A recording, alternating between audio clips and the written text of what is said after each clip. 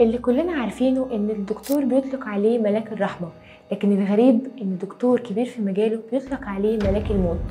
تخيل معايا كده، ده عمل ايه في حياته عشان الناس تكرهه بالطريقة دي؟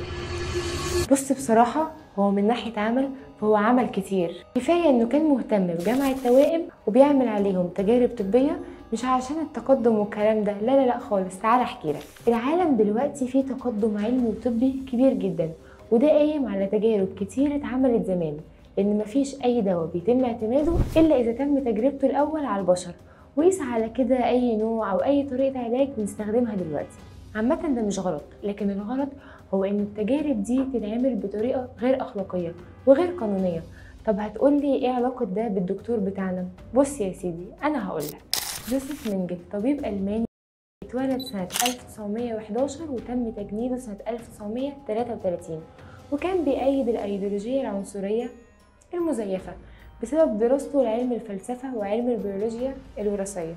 طيب ايه الأيديولوجية العنصرية دي؟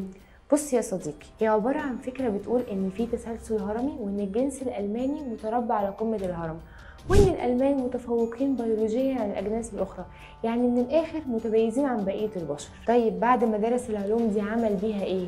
الحقيقة إن الفكر اللي اكتسبه مينجل كان مبرر ليه عشان يعمل كل الجرائم اللي ارتكبها بعد كده باسم العلم.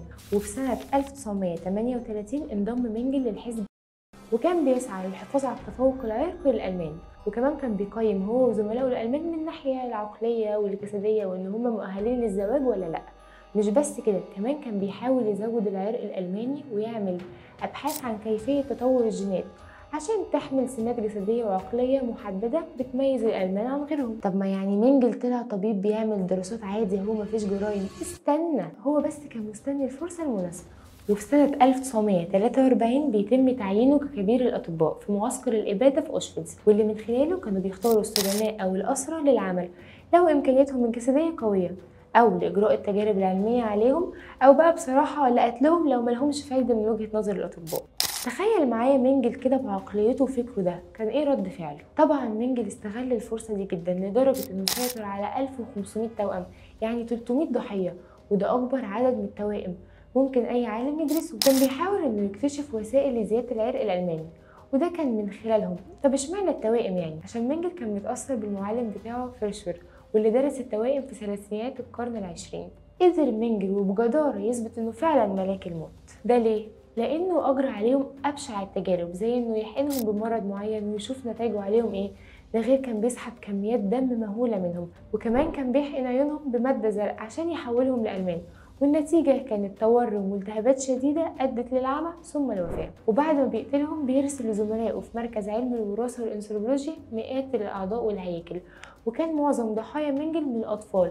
الغريب بعد كل ده إنه كان ودود جدا في التعامل معاهم، وبالرغم من إن تجاربه موثقة لكنه قدر يفلت من العدالة بعد تحرير أوشفيتس وانتهاء الحرب العالمية الثانية، واستطاع إنه يفلت من العقاب بعد قتل آلاف الأشخاص بأبشع الطرق الممكنة، وفضل يهرب من مكان لمكان لمكان. فبدأ في أمريكا الجنوبية وعاش في الأرجنتين، وحصل على الجنسية باسم خوسيه مينجل، وهرب بعدها لباراجواي وبعدها للبرازيل، ده لأنه كان مطلوب في أمريكا وألمانيا الغربية للمحاكمة.